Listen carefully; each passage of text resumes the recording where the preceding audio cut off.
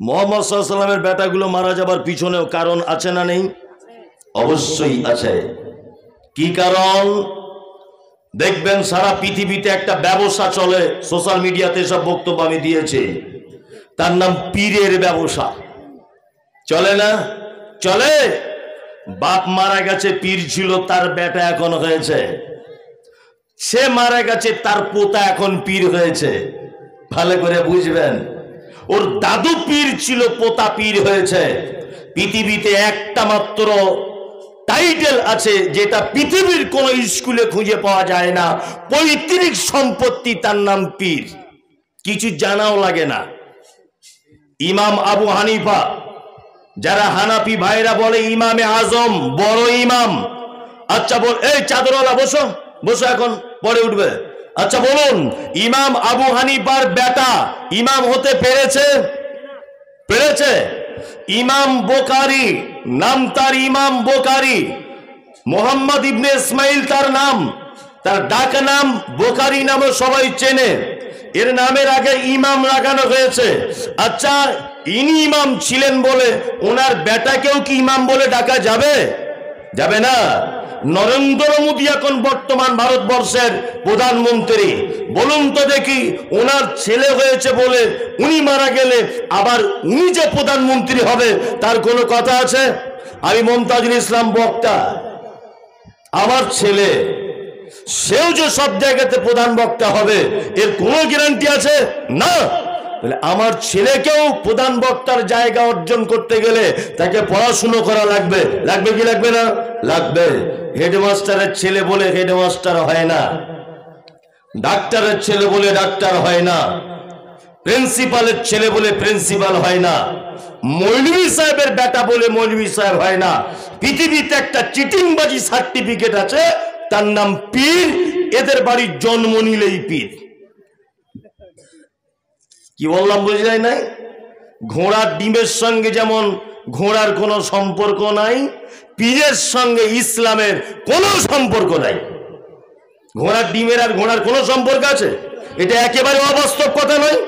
ঘোড়া জীবনে ডিম দেয়, এটা যেমন একটা কাল্পনিক কথা, ঠিক তেমন পীর আর ইসলাম কোনো সম্পর্ক নাই। আছে? নাই। আমাকে বলছে মমতাজুল সাহেব, আপনার সব ভালো, আপনি পীরেদের ব্যাপারে বলুন, কিন্তু ভণ্ড পীরের ব্যাপারে বলুন। ভালো পীরের ব্যাপারে বলছেন কেন? আমি তখন বলছি, আরে ভণ্ড বলে পীর হয় না, পীর হতে গেলে তাকে ভণ্ড এমনি হতে হয়, ভণ্ড ছাড়া কেউ পীর হয় না। পীরের দুটো কোয়ালিটি করছে, বলছে ভালো পীর আর ভণ্ড পীর। আমি মমতাজুল ইসলাম বলছি, ভণ্ড ছাড়া কেউ পীর হয় না, সব ভণ্ড। এদের ব্যবসাটা কেমন জানেন? একটা পীর সাহেব বাড়িতে একটা চাকর পুষেছে, খাদেম, তার দেখাশুনো করে। এখন পীর সাহেবের ব্যবসা খুব রমরম করে চলছে। এখন এই খাদেমটাকে বলছে, আমার তো বয়স হয়ে গেল, তোর আর বেতন টেতন দিতে পারবো না, তো এক কাজ কর, তুই বাড়ি চলে যা। খাদেম তখন বলছে, হুজুর আমি কি করে খাবো? তা হচ্ছে, এক কাজ কর, আমার ওই গাধাটা আছে, ওই গাধাটা বাড়ি নিয়ে চলে যা। গাধাটায় গিয়ে মাল টাল বইবি, গাড়ি সিস্টেম করে লোকের যানবাহন হিসেবে ব্যবহার করবি, আর ওর থেকে যা ইনকাম হবে তাই খাবি। তা বলছে ঠিক আছে। এখন ওর গাধাটায় মাল বোয়া কাজ করে, 2-4 টাকা হয়। এখন গাধাটা একদিন হঠাৎ মারা গেছে, হঠাৎ রোগটা রাতের বেলা মারা গেছে। ভাবছে যে কি করি, পীর সাহেবের কাছে ছিলাম, যা ডাল ভাত হচ্ছিল, এখন গাধা দিয়েছিল সেটাও মারা গেল, করবো কি? ও তখন মনে মনে ভাবছে, এক কাজ করা যাক, গাধাটাকে রাত্রে কবর দিয়ে দিই রাস্তার ধারে। রাস্তার ধারে কবর দিয়ে উপরে লাল চাদর দিয়ে দিয়েছে, আর আরবিতে লিখে দিয়েছে হযরত গাদা শাহ রহমতুল্লাহ আলাই। কি বললাম বুঝলেন? সকালবেলা লোক রাস্তা দিয়ে যাবার সময় দেখ চুরির সালা, সাংঘাতিক ব্যাপার। এ তো রাতারাত্রি পীর। লোক পয়সা দিতে শুরু করলো, গাড়িওয়ালা পয়সা দিল, সবাই আস্তে আস্তে 2-4 টাকা করে দিতে শুরু করেছে। ও দেখছে প্রতিদিন মোটামুটি 200-500-1000 টাকা হয়ে যাচ্ছে। এখন মেন যে পীর, ও যার কাছে কাজ করত, সে খবর পেয়েছে ও একটা মাজার করেছে, এর কাস্টমার কেটে গেছে, নিয়ে এর কাছে দেখা করতে এসেছে। এসে বলছে, ওরে ফটিক, এই তুই কি করে মাজার করলি বলতো? বলছে হুজুর আপনি যে গাধাটা দিয়েছিলেন না, ওই গাধাটা মরে গিয়েছিল, কি করব? বলছে রাস্তার ধারে কবর দিয়ে দিয়েছি, আলহামদুলিল্লাহ খুব ভালো চলছে। তখন পীর সাহেব বলছে ওরে এর মায়ের কবরই তো আমার বাড়িতে আছে, আমার বাড়ি যে মাজারটা ওটাই গাধাটার মা। কি বুঝলেন? টোটালটাই চিটিংবাজ পীর, টোটালটাই চিটিংবাজ। বলছে মমতাজুল ইসলাম এছাড়া বক্তব্য খুঁজে পাও না? পাই না। মুহাম্মদ সাল্লাল্লাহু আলাইহি ওয়াসাল্লাম মক্কাতে দীর্ঘ 13 বছর শিরকের ব্যাপারে বক্তব্য দিয়েছেন। 13 বছর, অন্য কোন সাবজেক্টে তিনি কথা বলেননি। 13 বছর কথা বলেছেন, শুধু শিরক থেকে মানুষকে বাঁচিয়েছেন।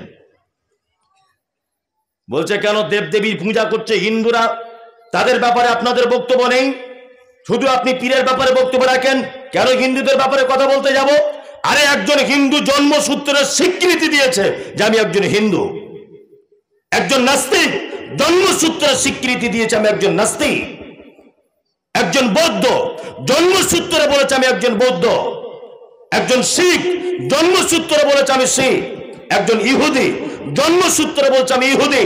আমি তো জেনেই গেছি ও নিজেকে হিন্দু বলে দাবি করে, ও মাজারে যাক, ও বাছুর পূজা করুক, ও সূর্যের পূজা করুক, ও গাছের পূজা করুক, ও দেবদেবীর পূজা করুক, আমার বিরোধী করার কোনো জায়গা নেই।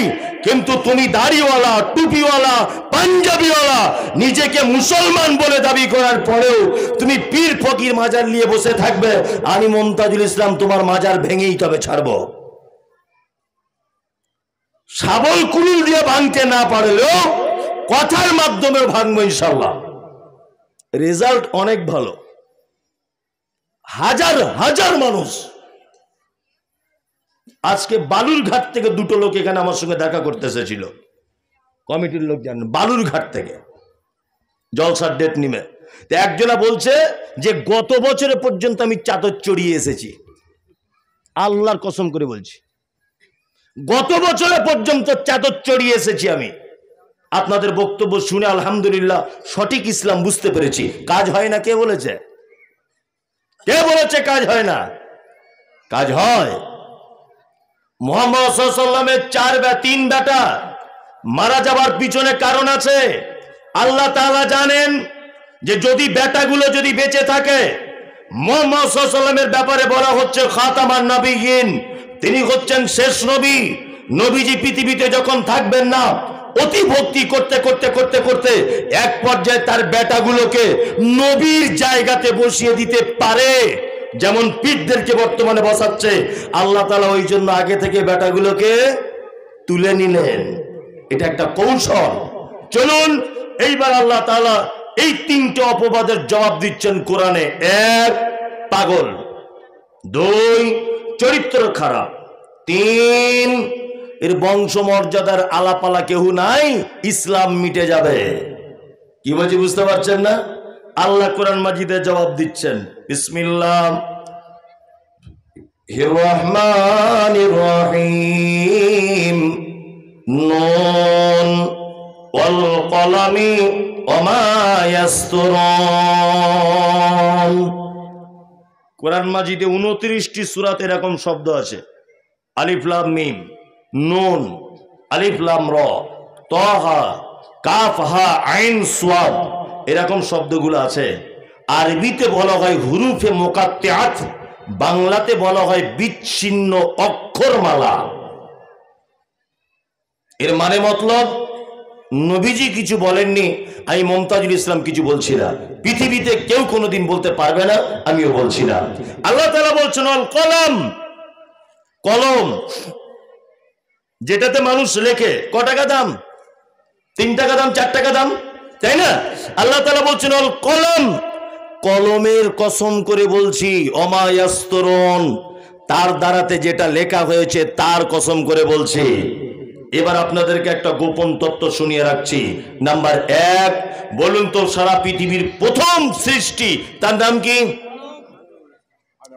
হ্যাঁ না, সারা পৃথিবীর প্রথম তৈরি করা হয়েছে তার নাম কলম। আল্লাহ সুবহানাহু ওয়া তাআলা বানিয়েছেন। আল্লাহ কলমকে বললেন কলম উক্তব, তুমি লেখো, তুমি লেখো। কি লিখবো? না, মমতাজুল ইসলাম 30 তারিখে বীরনগরে জলসা করতে যাবে, এটা লেখো। ওই নদীর ওই পারে গাড়ি রেখে হেঁটে হেঁটে আসবে, এটাও লেখো। তারপরে মোটর সাইকেল যাবে আনতে, এটাও লেখো। তার মানে সারা পৃথিবীতে কিয়ামত পর্যন্ত যা কিছু ঘটবে প্রতিটা জিনিস কলম তুমি লিখে রাখো।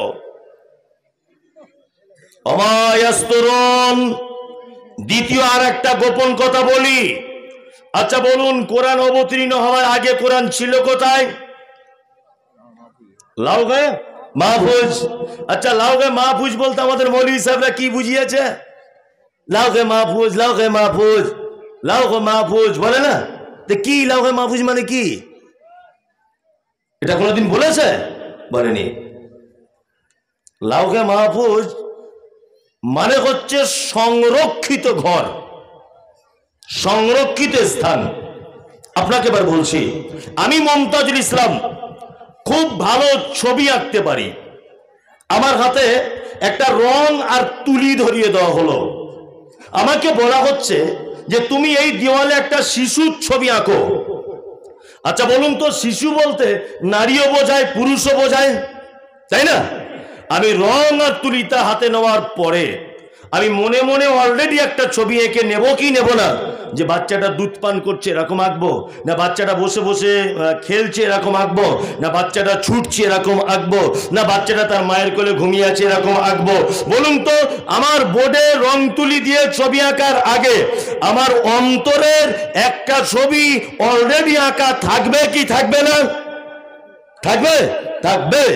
এইটার নাম লাউহে মাহফুজ। মানে আল্লাহ সুবহানাহু ওয়া তাআলা পৃথিবীতে কোরআন অবতীর্ণ করার আগে কোরআনের ভিতরে কি কি দেবেন সব তিনি পরিকল্পনা করে রেখেছিলেন।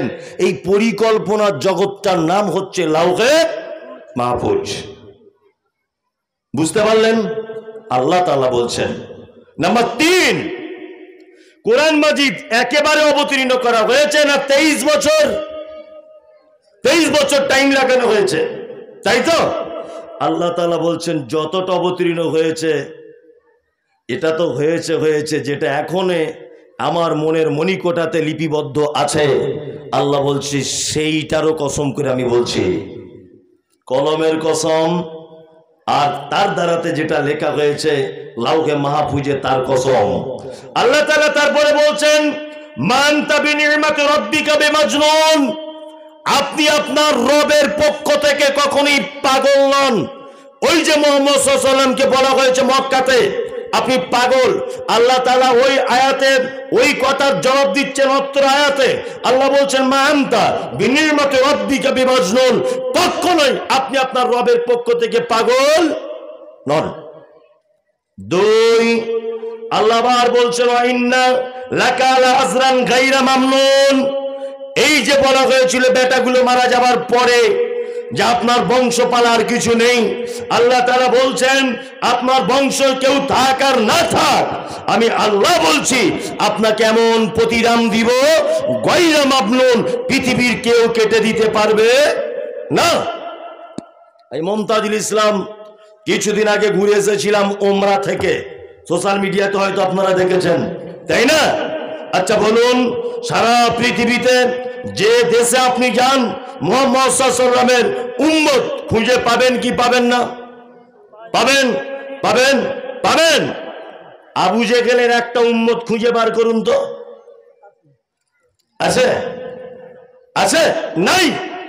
আবু জেহেলের যে জায়গাটা বাড়ি ওই জায়গাটায় আপনি যদি বাইতুল্লাহ অর্থাৎ মক্কার পিছন দিক থেকে যে গেট আছে এই গেট দিয়ে যদি আপনি ঢোকেন তাহলে আবু জেহেলের বাড়ি দেখতে পাবেন। আবু জেহেলের বাড়িটাতে পায়খানা ঘর করে দেওয়া হয়েছে। সৌদির রাজা পায়খানা ঘরের ব্যবস্থা করেছে, প্রত্যেক হাজী সাহেবরা গিয়ে ওর মুখে পায়খানা করছে। কি বলছি বুঝতে পারছেন না? আর মুহাম্মদ সাল্লাল্লাহু আলাইহি ওয়াসাল্লামের উম্মত সারা পৃথিবীতে আছে না নেই? আছে। আল্লাহ আবার বলছেন ওয়া ইন্নাকা লাআলা খুলুকিন আযীম, নিশ্চয় আপনি উত্তম চরিত্রের অধিকারী। আমাদের নেতাকে কে?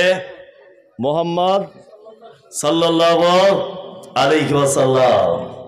আর আমরা বর্তমানেও কিছু নেতা আছে না মার্কেটে খুঁজে পাওয়া যায়, এদের পিছন পিছন কিছু মানুষ ঘোরে না, ঘোরে কি করে না, ঘোরে আর স্লোগান দেয় আমার নেতার চরিত্র ফুলের মতো পবিত্র, এবার ভোটে জিতবে কে, অমুক ছাড়া আবার কে। তুমি কার নামে স্লোগান দিলে হে? তুমি যার চরিত্র সার্টিফিকেট দিয়েছ ও মরা মানুষের নামে জব কেটে টাকা মেরে খায়। তুমি যার চরিত্র সার্টিফিকেট দিয়েছ মানুষের, গরিব মানুষের পায়খানা ঘরের টাকা মেরে খায়। তুমি যার সার্টিফিকেট দিয়েছ ফুলের মতো চরিত্র ইন্দিরা বাসনের টাকা মেরে খায়, খায় না? তুমি এই নেতার চরিত্র সার্টিফিকেট দিচ্ছ আমার নেতার চরিত্র ফুলের মতো পবিত্র, অথচ তুমি মুসলিম। তোমার এই স্লোগান দেওয়া উচিত ছিল আমার নেতার চরিত্র ফুলের মতো পবিত্র, আমার নেতা তোমার নেতা বিশ্ব নবী মুহাম্মদ। আল্লাহ সুবহানাহু ওয়া তাআলা যার চরিত্রের ব্যাপারে সার্টিফিকেট দিয়েছেন ওয়া ইন্নাকা লাআলা খুলুকিন আযীম, পৃথিবীর সব থেকে চরিত্রবান পুরুষ আপনি, আপনার থেকে চরিত্রবান পৃথিবীতে আর কেউ নেই। আছে? কেউ নেই। এইবার আপনাকে বলছি আমি মুমতাজুল ইসলাম, আমি কতটা ভালো ছেলে, কতটা ভালো লোক। আচ্ছা বলুন তো এই সার্টিফিকেট দিতে পারে কে? বলছে আল্লাহ। আর এই সার্টিফিকেট দিতে পারে আমার বউ। কি বলছি বুঝতে পারছেন না? আমি জলসা করতে এসেছি বলে আমি বড় পাঞ্জাবি পরে এসেছি, আর এখানে এসে দু রাকাত নামাজ পড়েছি, মাথায় টুপি। বাড়ি গেলে কিন্তু পাঞ্জাবি পড়ি না, নামাজও পড়ি না, মাথায় টুপিও দিই না। তার মানে আমার দু রকমের চরিত্র, জলসাতে একরকম আর বাড়িতে একরকম। আমার বউকে বীরনগরে বেড়াতে নিয়ে এসেছি। এই যে সেলিম ভাই আছে আমার পাশে বসে, আশাপুরে বাড়ি ওনার, আলহামদুলিল্লাহ খুব ভালো সম্পর্ক। তা ওনাকে বলছিলাম আমার গিন্নিকে নিয়ে আপনার বাড়ি বেড়াতে আসবো, খুব শখ। আমাদের মেয়েরা বলে যে দিনাজপুর মালদাতে চল একবার বেরিয়ে আসি, তা টাইমের কারণে হয় না। যাই হোক, তা আমার বউকে যখন বীরনগরে বেড়াতে নিয়ে এসেছি, হাত মোজা, পা মোজা, চোখের উপরেও গ্লাভস। বক্তার বউ বলে কথা, পর্দার খেলাপ করা যাবে না। অথচ আমার বউ যখন বাড়ি থেকে ছোট ব্লাউজ পরে ঘোরে সবাই দেখতে পায়। ভালো করে বোঝার চেষ্টা করুন। তার মানে আমায় আমার বইয়ের দুই রকমের চরিত্র, এখানে এনেছি এটা ঢঙের চরিত্র, আর বাড়িতে অরিজিনাল চরিত্র। এই মুমতাজুল ইসলাম সারা পশ্চিম বাংলায় বক্তা হিসেবে বক্তব্য রাখছি। আমার মুখের ভাষা কি মিষ্টি, মিষ্টি না বলুন? কথার লেগে বলছি মিষ্টি, খুব মিষ্টি। বাড়িতে গিয়ে যখন আমার বউকে বলি এক গ্লাস পানি দাও, 10 মিনিট যদি দেরি হয়ে যায় তাহলে ওর মা, বোন, খালা, ফুপু এক জায়গায় করে দিই। আমার মুখ এত খারাপ, ভালো করে বুঝবেন। তাহলে আমার লাইফ স্টাইলের সার্টিফিকেট আমি কত ভালো লোক এটা কে দিতে পারে? আমার স্ত্রী। আমার স্ত্রী জানে আমি কত বড় চিটিংবাজ, আমার স্ত্রী জানে আমি কত বড় নামাজি, আমার স্ত্রী জানে স্বামী হিসাবে কেমন ব্যবহার তার সঙ্গে করি, আমার স্ত্রী জানে আমি হারাম টাকা খাই না হালাল টাকা খাই, আমার স্ত্রী জানে বাড়িতে থাকলে আমার স্ত্রীকে পর্দা করতে দিই কি দিই না, তাই না? তাই তো, তাই কি না? তাই। তাহলে একটা মানুষ কত ভালো তার সার্টিফিকেট প্রথম দিতে পারে কে? তার স্ত্রী। চলুন মুহাম্মদ সাল্লাল্লাহু আলাইহি ওয়াসাল্লামের সার্টিফিকেট দিচ্ছেন আল্লাহ যে আপনি উত্তম চরিত্রের অধিকারী। দেখুন ওনার স্ত্রীদের কাছে একবার ঘুরে আসা যাক, দেখা যাক ওনার স্ত্রীরা কি বলে যে স্বামী হিসাবে কি ছিল। একদল লোক এসেছে, আম্মাজান আয়েশাকে জিজ্ঞাসা করে বলছেন, ও আয়েশা বলো তো দেখি আল্লাহর নবীর চরিত্রটা কেমন? আম্মাজান আয়েশা বলছেন যে আমার নবীর চরিত্রটা তেমন। তোমরা কি কোরআন মাজিদ তেলাওয়াত করনি? বলছে হ্যাঁ করেছি। বলছে কোরআন মাজিদে যা যা তোমরা পড়েছ, কোরআন মাজিদে আল্লাহ যেভাবে বলেছে আমার নবীর চরিত্রটা একই রকমের, 19-20 দেখতে পাবে না। একটাই চরিত্র কোরআন মাজিদ যা। দুই, মুহাম্মদ সাল্লাল্লাহু আলাইহি ওয়াসাল্লাম তিনি বলছেন একটা পুরুষ আল্লাহর নিকটে উত্তম হবে। উত্তম কখন উত্তম হবে? তার স্ত্রী যখন বলবে আমার স্বামী আমার কাছে উত্তম। আল্লাহ নবী সাল্লাল্লাহু আলাইহি ওয়াসাল্লাম বলছেন আমি আমার স্ত্রীদের কাছে উত্তম স্বামী। আল্লাহু আকবার। তাও তো এখন একটা বইয়ের কাছে উত্তম হওয়া যায় না। আপনার বউকে জিজ্ঞাসা করব যে খালা খালু কেমন, বলছে সারা জীবন বরবাদ হয়ে গেল ওকে নিয়ে, এটাও বলবেই। অথচ আপনার একটা বউ, তাতেই অবস্থা। আর মোহাম্মদ সাল্লাল্লাহু আলাইহি ওয়াসাল্লামের 11 জন বিবি, তারপরেও তিনি বলছেন আমি আমার স্ত্রীদের কাছে উত্তম স্বামী।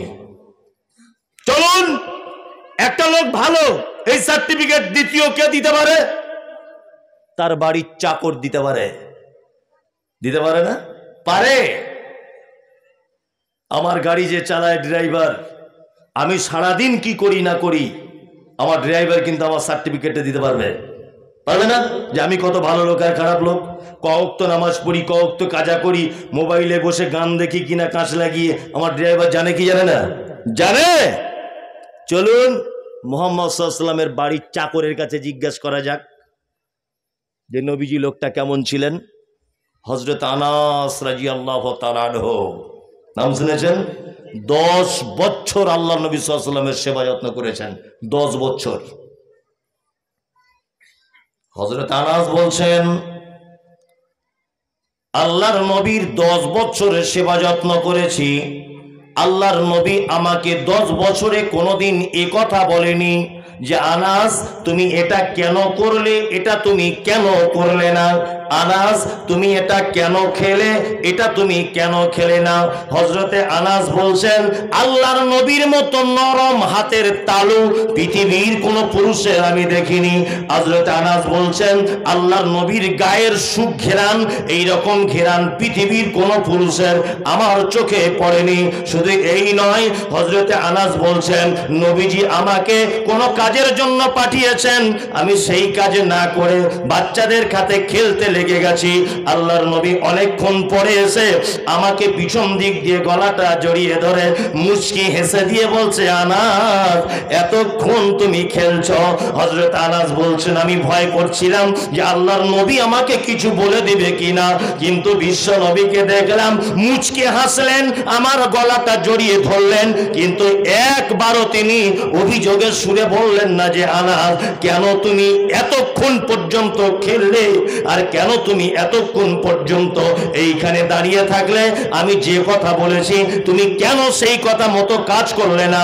হযরতে আনাস বলছেন 10টা বছরে নবীজি আমার একদিনও আমার ব্যাপারে কোন রকমের অভিযোগ করেননি। ওই মহান ব্যক্তির ব্যাপারে আল্লাহ বলছেন ওয়া ইন্নাকা লাআলা খুলুকিন আযীম।